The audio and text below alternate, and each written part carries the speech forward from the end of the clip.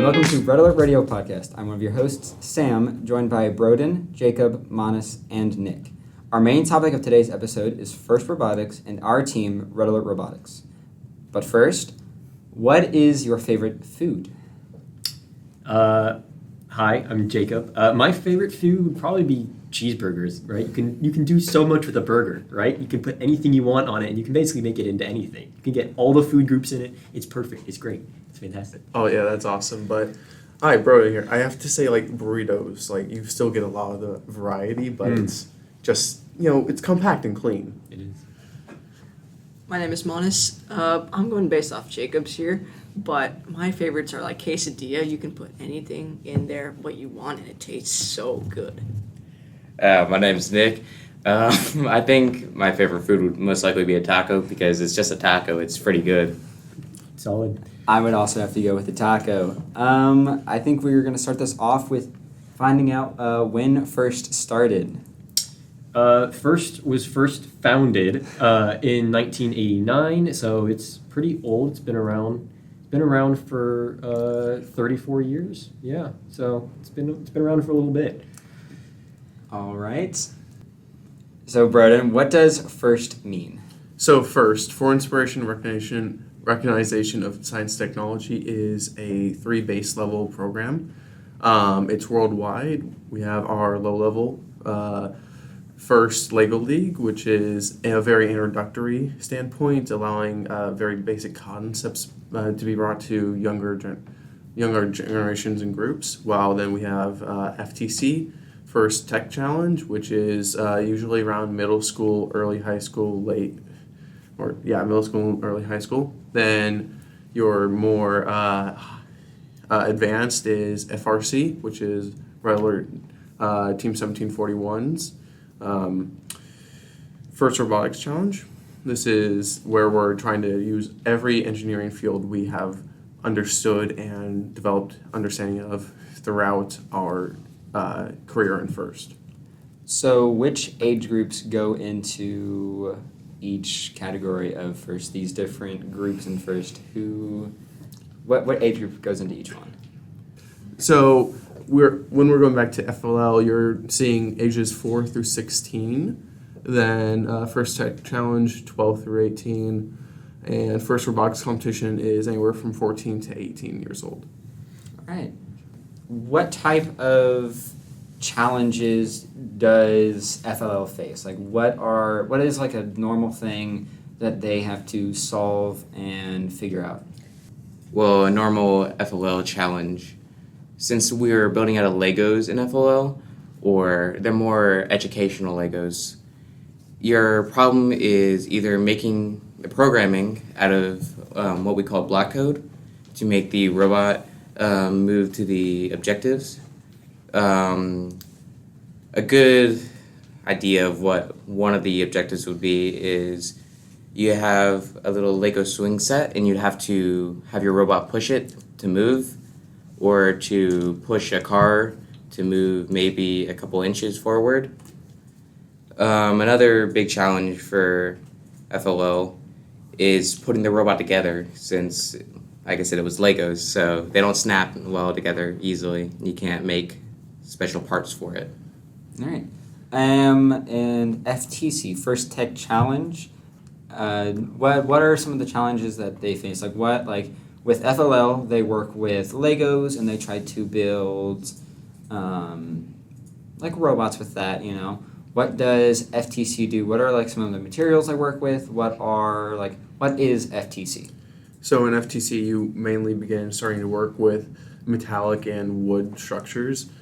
The biggest challenge jumping from FLL to FTC is the structure. A lot of it is much more guided in FLL as we're trying to bring on those starting topics, but most mentors go much more hands-off in FTC, allowing students to design whatever they want.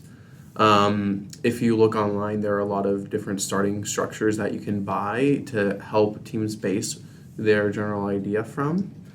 But it is a very creative process that they start on, and they begin understanding how to integrate manufacturing with their build and design process.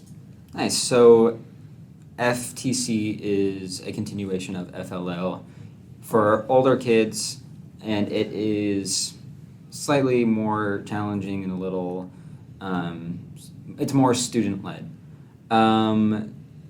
First robotics competition.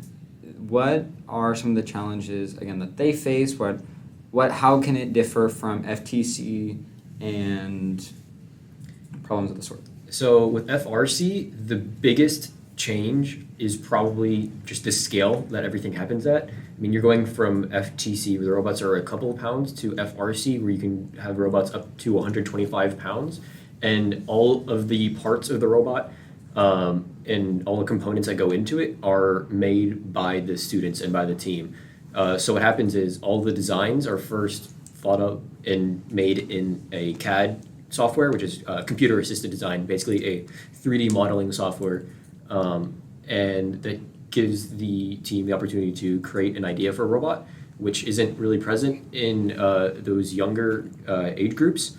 And then with those, they take those designs and they actually have to manufacture all of their own parts and construct the robot and put everything together. And then once they have, a robot that, like a physical robot, they have programmers that have to run the programming or create the programming to make the robot work.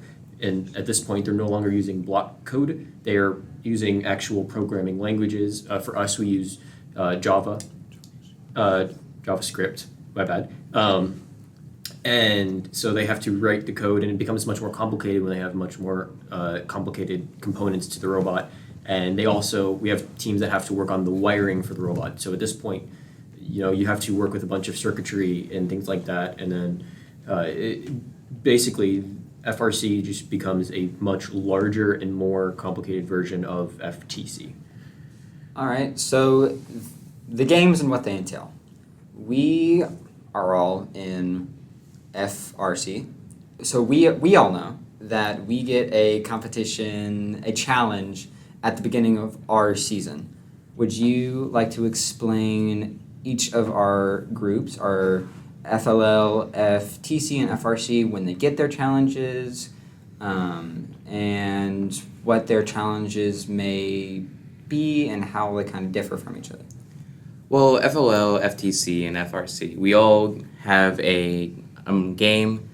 The game sort of umbrellas over all the three, and so each three gets a challenge that is some sort connected to each other. So last year's, it was with cargo and transport. So FLL was given a challenge to transport little Lego pieces around the field and bring them to different train stops, truck stops, and also I think there was an airplane in there at one point. FTC was given little cones that they had to transport they had to transport the cones, like simulating trucks, and then they had to put the cones onto poles so they could stack them. And then FRC was given the challenge to move these giant, think of a tennis ball, but it would be the size of a basketball. We were given the task to move tennis balls around a field and then shoot them into a hopper on 2 different levels to simulate cargo and shipments moving from place to place. We were also given the idea and challenge to climb up monkey bars, but the monkey bars are going an incline, so each bar would be higher than one or the other. And majority of the challenges are, like I said, based off the game idea. So, like I said, last year's was cargo and shipment wise. I can't really remember when the challenges give out weekly or how much time we have for them. Broden, do you know how long for FLL, FTC, or FRC has to complete any of the challenges? So for FRC specifically, we have 2 periods of season. We have build season and competition season. Build season is a 6-week period where teams are just given the general idea of what the game will be with the manual. That manual is updated as things come up, and so that will change the game slightly. So across that 6-week period of time, hopefully the majority of the teams have a full idea and construction with programming and all that of what they want going into build season or competition season. My apologies. That is another 6-week period up until Worlds this year. That is hosted at Houston, I believe. And then competitions for these different levels are also quite different, but they kind of follow the same general idea, where for FLL there are a couple games set up, and the games are set on basically tables that have all the mechanical pieces, like all the Lego things and stuff, and the robots fit on the table, and people sit in the stands and they watch. But at the competitions for the actual teams that are there, they have two general areas that they sit in. They are either in the stands or on the field, and then also in the pits where they actually can work on the robots and things like that.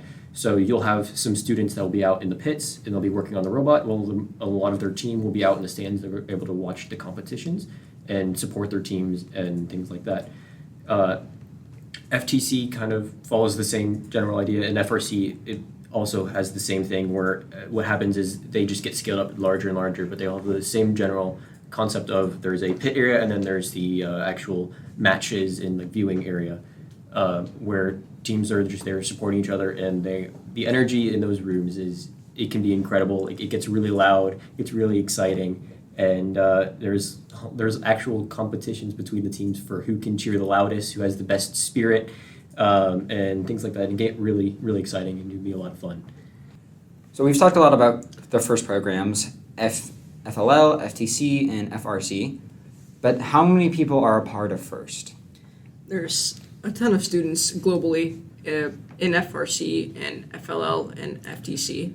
There's over 500,000 students globally in the FIRST program participating in these challenges. And we know that a lot of students are doing this, but what do they do after? I know that a lot of our students are students that have been on our team. After you do robotics, you become an alumni. Some people go into engineering fields. A lot of our team members have done engineering fields.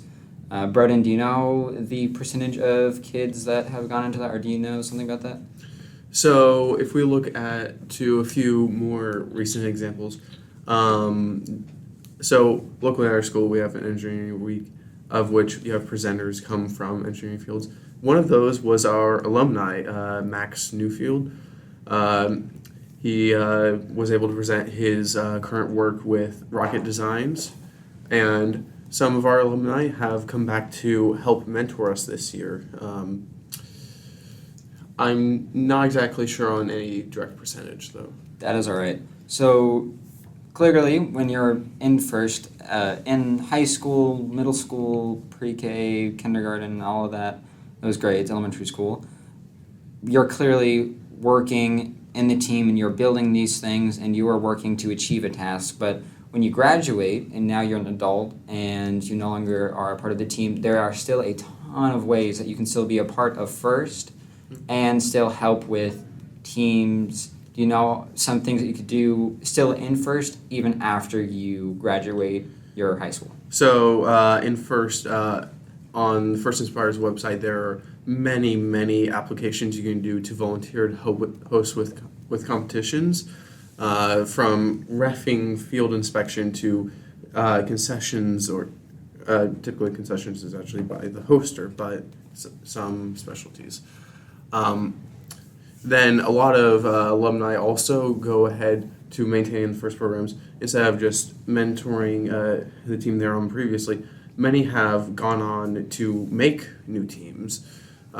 So the FIRST organization splinters across a very wide area and grows very rapidly with their pipeline. Yes. So obviously we're talking about FIRST, and we know that FIRST was started in 1989, but who started FIRST? Who created this idea of FIRST? So FIRST was founded by a man named Dean Kamen. He's a really remarkable man. He's done a lot of great things.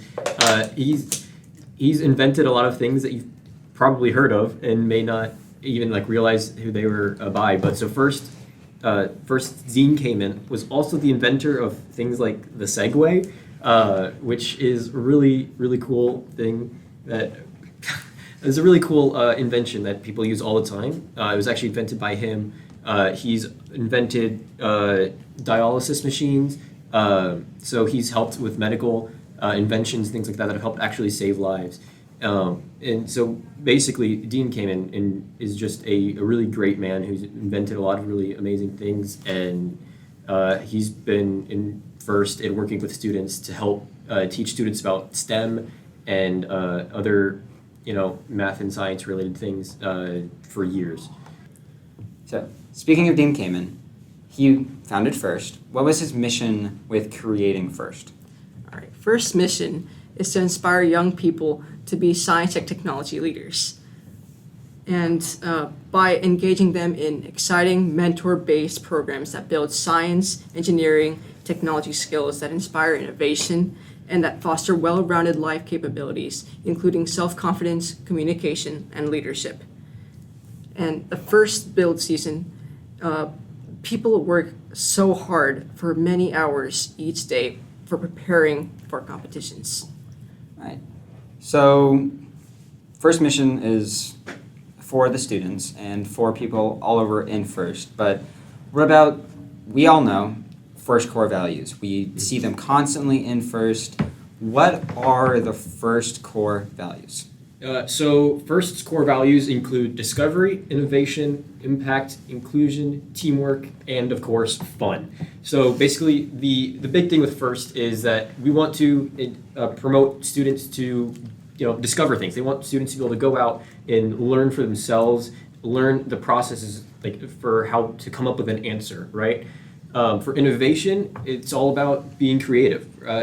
A situation like being challenged with a game or a competition, and you just have to figure out how to do it, it breeds creativity. I mean, there's no way you're going to come to a solution on your first try. So you're going to have to come up with a bunch of different alternative solutions to accomplish your goal. So really, you're going to have to be creative, otherwise you're going to fail. So it teaches students how to be creative.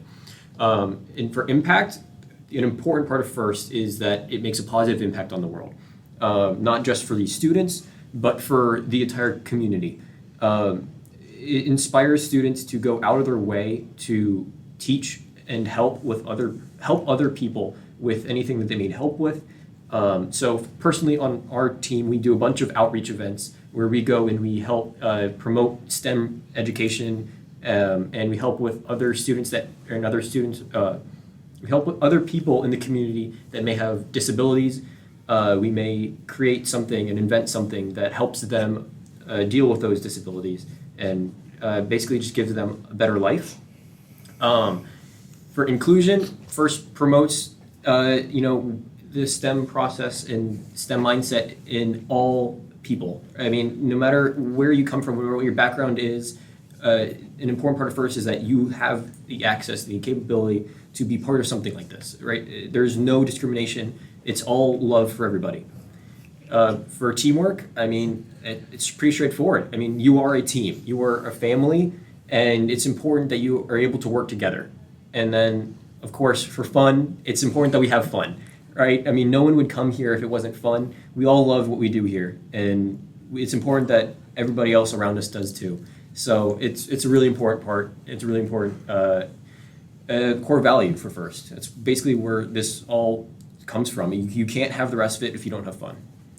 And of course, if you always want to know more, you could go to firstinspires.org, and there is their official website where you can look up things. If you wish to find FIRST near you, you can register and join a team. But just overall, if you want to learn more and what they have to say about themselves, then go to firstinspires.org.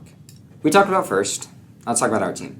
Let's start off with our sub-teams, since that is a major part of how our team functions. Let's start off, I'm going to list the sub-teams that we have. We have Maths, Operations, Spec, Engineering, and design.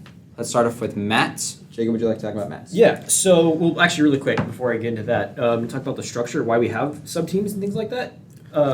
Because it's really important that we split up our team and make sure that everybody is part of a certain sub-team, because it makes it a lot more efficient for the entire team to get stuff done. If there's a different section for each individual.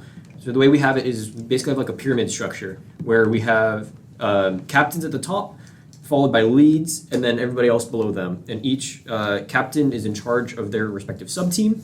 And below them, they have their leads, and the leads manage everybody else. So I personally, last year, was our machining lead, which is part of the MATS sub-team. MATS is machining and training safety. So that entails making the actual parts with our shop that we have here at the school, and then is also the big safety sub-team where all the safety regulations and things like that are done through our team. So we have a safety lead who's in charge of making sure we get all of our safety drills and everybody knows how to stay safe and things like that.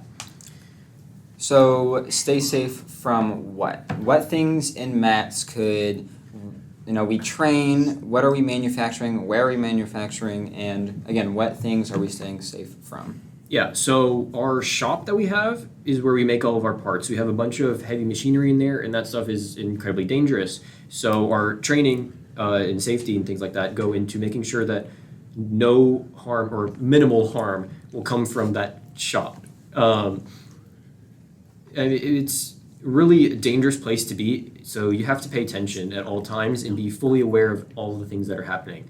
And it's very easy for things to become very dangerous very quickly. Like if somebody was not trained how to properly use some of the machines, if their clothing is caught in the machine, that can be detrimental to them. Like it's incredibly dangerous. So it's important that they're told and taught how to use things like the shop and machines safely. Yeah. So we talked about maths, manufacturing, and training and safety. Next major sub-team is operations. Nick, would you like to explain operations? Yeah, operations basically has two major tasks. It's outreach and business. So for outreach, we are trying to keep or bring a lot of people to join our team or to introduce them to the concept of FIRST. The other major task that Ops has, I mainly do it. I'm one of the two business people that are mainly on the team. And so for the business side, we have to get sponsorships from other businesses. We have to manage our money. So we have an annual business plan for each season to make sure we are spending our money and using it correctly within our team limit. And so, like I said, with the sponsors, we have to get sponsors to help fund our team, and we build relationships with our sponsors so we can keep talking to them, have the ability to grow our relationship and be able to spread the concept of FIRST to other places that we want to be able to. So an example of that, we had a sponsorship from Byrider last year. They gave us $5,000 so we could go to Worlds, and as a thank you, we gave them a picture of the team standing next to a sign talking about how we're going to Worlds and what place we finished in, and the entire team signed it. So now that picture is hung up in the conference rooms where all the the chiefs, the executives, all of them use. So we got to spread the message of FIRST into different businesses and corporations. All right, and that was operations. The next, again, major sub-team that we have on our team is spec. Jacob, I know that you were the machining lead last year, but now you're doing something else in spec, and I know Manas, you are doing that same thing. Manas, if you want to talk more about the strategy aspect, and Jacob, if you want to go into some of the other things that spec involves.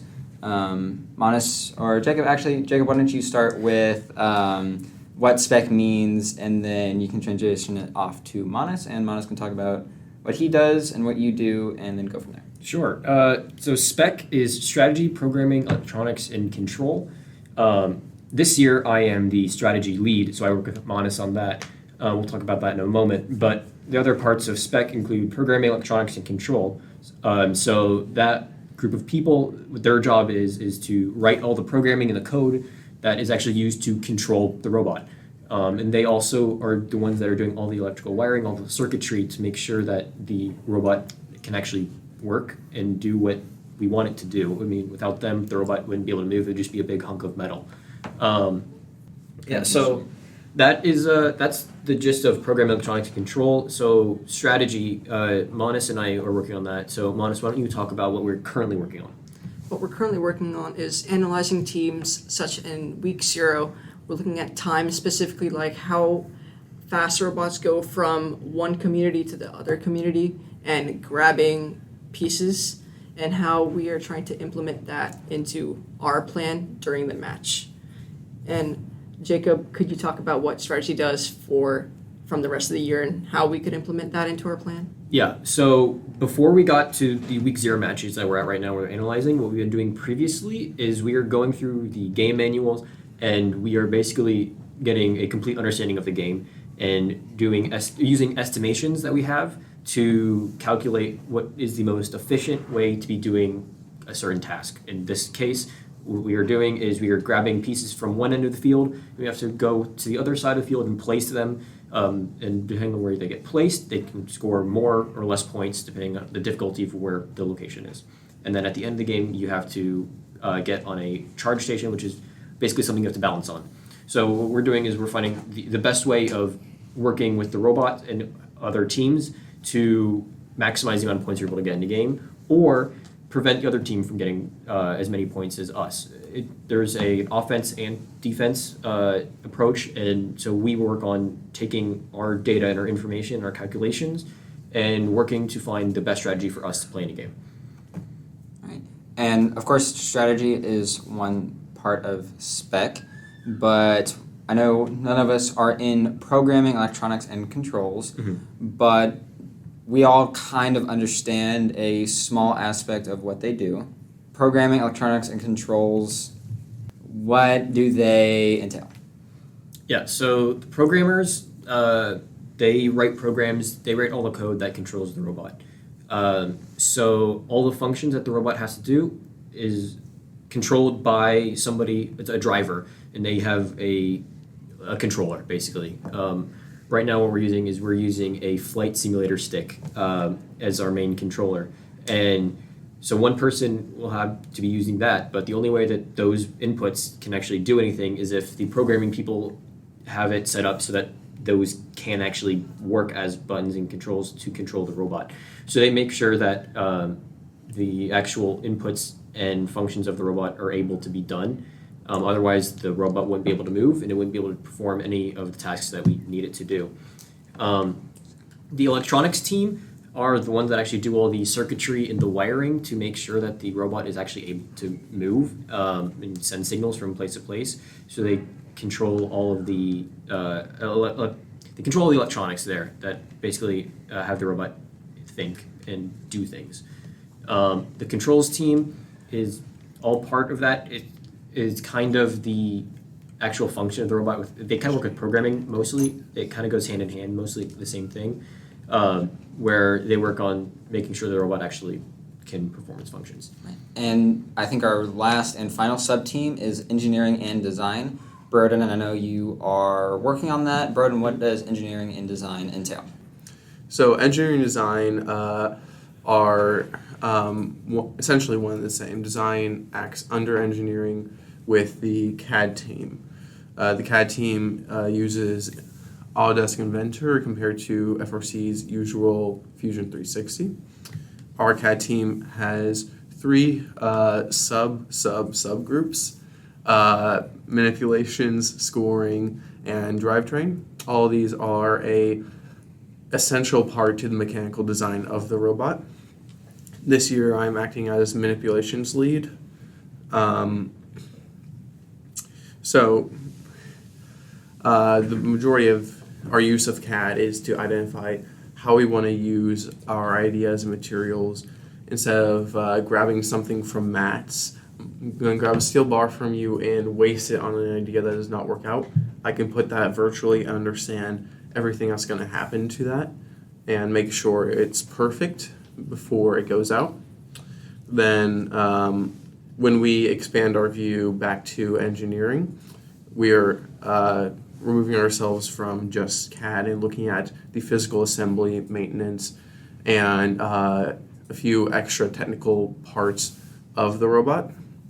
So the engineering lead, or captain, I should say, has the best understanding of the robot out of anyone on the team and is supposed to be able to assign and make sure it's properly maintained throughout the season, which hopefully calms down during competition season. And something that's really important to point out is I talked briefly about the structure of the team, but all these sub teams are working together the entire time. Like Broden's team, I work with them when we were coming up with ideas for how we want things to work. For strategy, if I were to say, I kind of want this to work, this seems like a really good option, I can go over to Broden and be like, hey, Broden, I think this is a really good idea. Do you think this is something you guys can do? And Broden, you'll tell me that it may or may not be possible. And so we will all work together. Or if I'm talking with, even within my own sub-team, a strategy, talking to the programmers and be like, hey, this is something I want. Can you guys make this happen? And they'll be like, yeah, this is something that we can do, or no, this is something that we can't do. So it's really important to point out. And then, again, another example is last year as I was the machining lead, Broden, again, I was working with you where you would make parts and then you'd send them out to me and I'd be like, Broden, I can't do this, or Broden, I can get this done in an hour. And then, so all these teams are working together. So, yeah. And like when we're going back to spec, like a lot of the controls parts, when we make a basic design of the bot, we don't understand every need that spec has. So then we'll present them with this. What adaptations do you need? So we'll put in extra things, we'll change things. It'd be very hard to put a pneumatic cylinder in there if that wasn't planned with multiple teams working together. I think another thing that we should mention is you may be on a sub-team, but just because you are on a sub-team does not mean you cannot help out in other sub-teams and help with what they do. Like this year, I started off doing some more maths-based things, and I kind of transitioned into doing a lot of things for our operations team and the things that we do there. So just because you find an interest in one thing doesn't mean you have to stick to it. If you have interests in other things, you can also diverge into those. Yeah, Monis and I can absolutely attest to that. Monis, how many people are like on our strategy team, would you say? How many? It's like 10 of us? Yeah, Probably. Yeah, like 10 of us. And And, then- like there's still some people transitioning from the strategy team to like the maths team, or they might just go to the engineering and help out with them. They're just not all on strategy. They're all going to different groups. Sometimes they don't all have to work at strategy every single day. They can just go and work with others. Yeah, it's really important for everyone to be able to be flexible with what they want to do and that they're not getting trapped into something because you don't know what you're going to like, right? And so it's important that all the teams work together and that people are able to transition from one thing to another to find what's best suited for them. Yeah, and many students, they will find something they really, really enjoy and they'll settle there. But it's perfectly all right, as Jacob was just saying, to constantly be moving, constantly doing many things. Like multiple of our captains last year, when they came in their freshman year to our team, they were not on the same idea at all. Our spec captain last year, he came in to work on general design. He ended up being our main electronics guy. Now we have a lot of similar cases, and we know engineering, no matter how many specific areas it has, many people can enjoy many different parts of it. So we try to incorporate into how we work. I think one major thing about our team is that we are encouraging the students that join our team to find what they enjoy and continue to branch out and go out of their box and try new things that they may want to try, or maybe they don't think they would like it, but then they're able to. We give them that opportunity to try it, and they may find it the best thing in the world. And being somebody that has a leadership role, I mean, doesn't limit you to what you're doing anyways. Like last year, if I was the machining lead, as we've talked about, and now this year, I'm completely on a different sub team. I'm over in spec. I'm our strategy lead. So I mean, even being a leadership position for one team doesn't lock me into it. I still have flexibility. I can try out new things, and I'm really enjoying what I'm doing right now. So it's important that, you know, whatever team that you're on, you should be able to be flexible with what you want to do. I think that we should talk about our captains, our leads, what that means, what they do, and figure those out, and like what they do and how they help our team. Because of course we have captains, we have leads, and of course we have people who aren't in these leading positions, but they are still just as a part of our team and contribute just as much. But you know, these captains, these leads are in a role of importance. So like, what do they do? What do they entail? And how do they specifically, like, how would they help our team? Well, the captains and the leads are very important to the team. So for the captains, there's one captain for each sub-team. So maths, operations, spec, engineering design, they all have a captain. And then under the captain, there's usually either one or two leads for their subgroups. The leads are usually around running their specialties on whatever they are leads for. So if someone's a machining lead, for example, they would be mainly doing machining and helping the other students learn how to machine, or doing more difficult parts that you need more experience for machining. But the captain for maths in that group would be seeing overall the important projects that are being needed to be done for the robot, or you would have them talking to the other captains in case something's going wrong and they need to switch up designs or switch ideas up. So all the captains know each other, and they can easily communicate with each other if anything goes wrong. But then, like the other subgroups, so for engineering design, like Broden said, there's multiple subgroups for it, so they have multiple different leads. And so for each lead, they'll have their special thing to do, and so they'll teach the other students, and they'll help them out. So one other thing is leads and captains act as teachers and organizers for the team. These are commonly the people that have the most experience on the team and know different techniques that someone coming into the team with no engineering background will have no idea was a thing or wouldn't even conceptualize.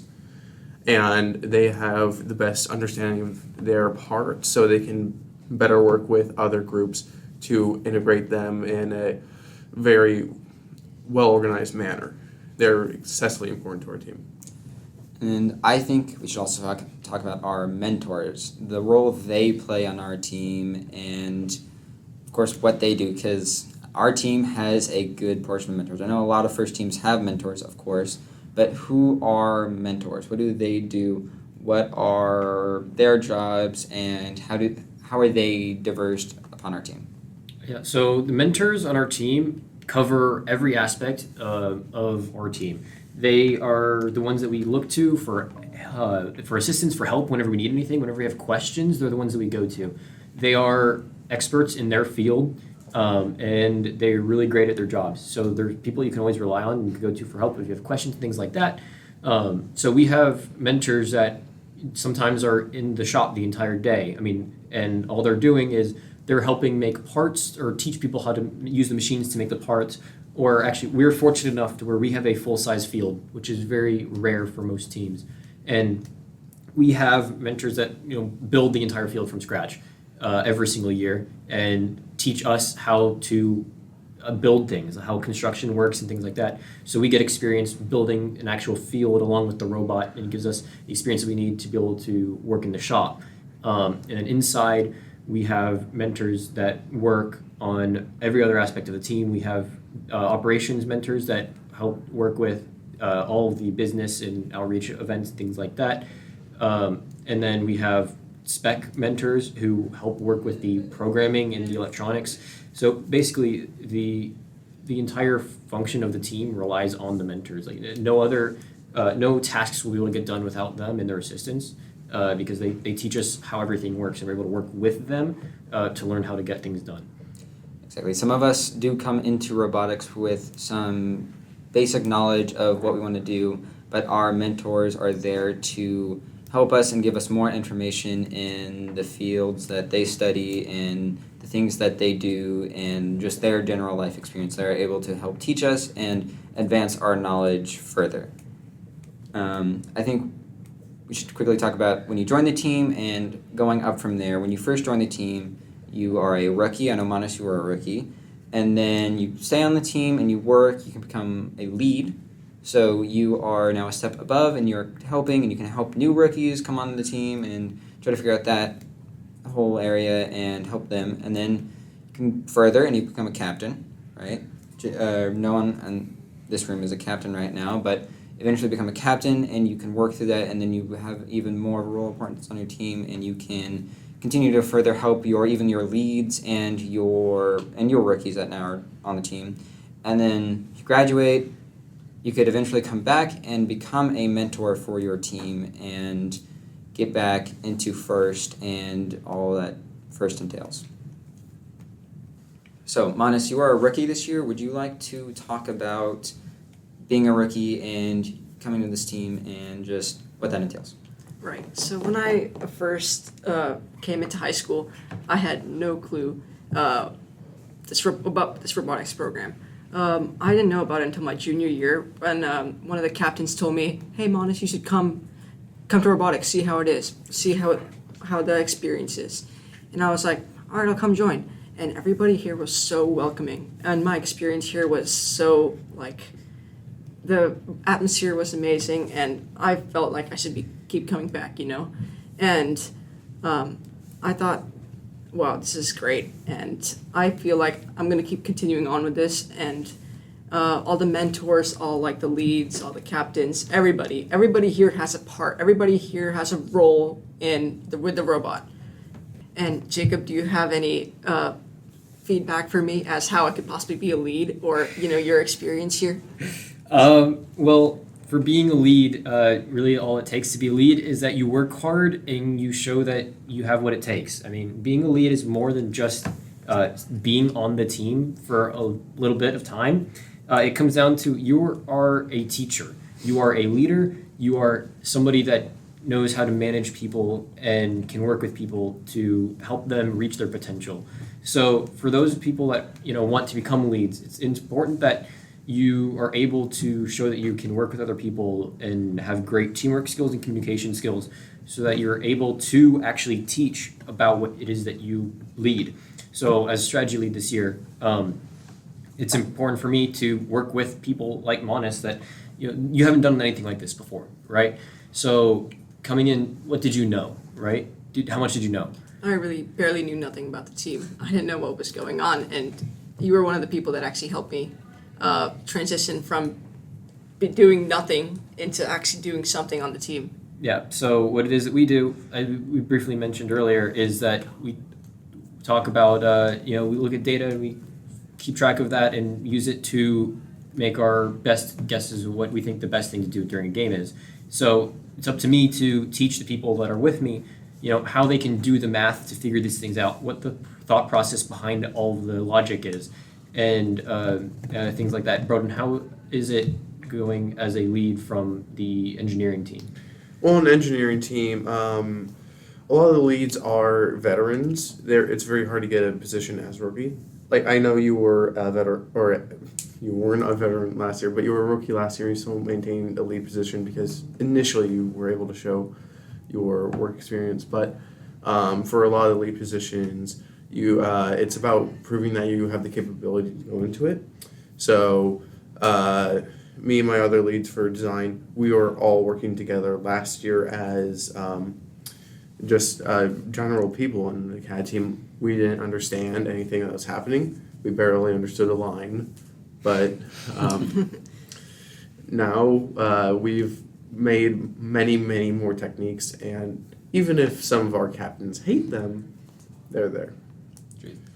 And we don't have any captains here or mentors right now, and then that could always be added in a future episode. But we'll talk about that more when we get into more specifics on that. But so we don't have any captains with us, nor do we have any mentors with us, but that can always be brought into a future episode.